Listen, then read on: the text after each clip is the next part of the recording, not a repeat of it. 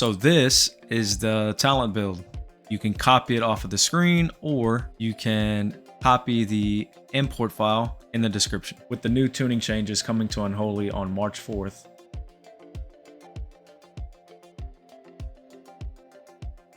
it's looking to be one of the best melee specs for the War Within Season 2 Mythic Plus. Well, people may ask, why bring an Unholy DK? Well, Unholy DK excels at massive AoE pulls.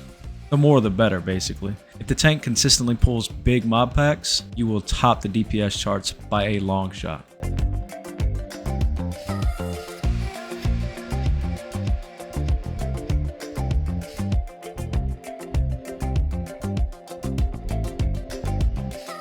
So when you take into account the War Within Season 2 Mythic Plus dungeon pool, you can see why Unholy will be one of the best melee specs in the game. Most of the dungeons on this list have gigantic pools. As far as macros go, I only have 2 macros really that I use.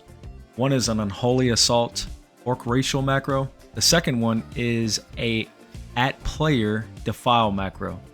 But I also have a separate keybind for the regular Defile so I can place it if need be. So one of the main things a lower skilled player doesn't do is use the utility of their class or spec to the highest potential. Unholy DK has a lot of disruption, okay?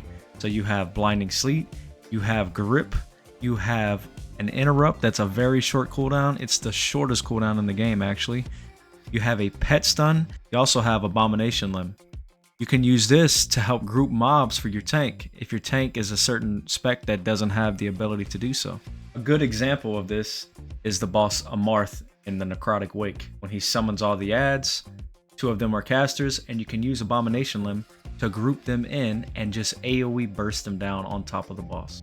When you take into account all the crowd control and utility that Unholy DK brings, that's all ways to stop casts. You should not be letting casts go off. It is very important. So when preparing for an AoE pack, you kind of want to start getting your damage rolling before the group is like together. So for your AoE rotation, you want to start off with Raise A Bomb, then Abomination's Limb, Unholy Assault, Defile, Dark Transformation, Apocalypse, Scourge Strike, Epidemic, Scourge Strike, Epidemic, Festering Strike. Now, make sure that you don't let your Defile fall off, you keep your dots up, and you only press Scourge Strike if you have a Festering Wound on the target. Press Epidemic if you are out of runes, and dump your runic power with Epidemic. For single target, it's very similar to your AoE rotation, but you start off with Raise Abomination, and you press Abomination Limb for the minuscule damage increase, okay? Then you Unholy Assault, Defile, Dark Transformation, Apocalypse, Scourge Strike, and this is where it's different. You press Death Coil instead of Epidemic. That's basically the only difference when it comes to single target, other than applying Soul Reaper. Soul Reaper is basically an execute. You only want to press it when the target is 35% health or lower, and you want to press it on cooldown. Hey guys, I want to thank you for watching this short little guide. I hope it helps you.